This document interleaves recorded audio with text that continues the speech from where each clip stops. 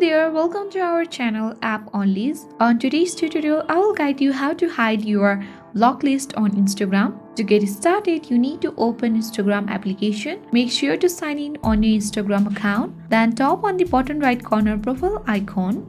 Once you reach on the profile page, tap on three line icon on the upper right corner. Then you need to tap on settings and privacy option.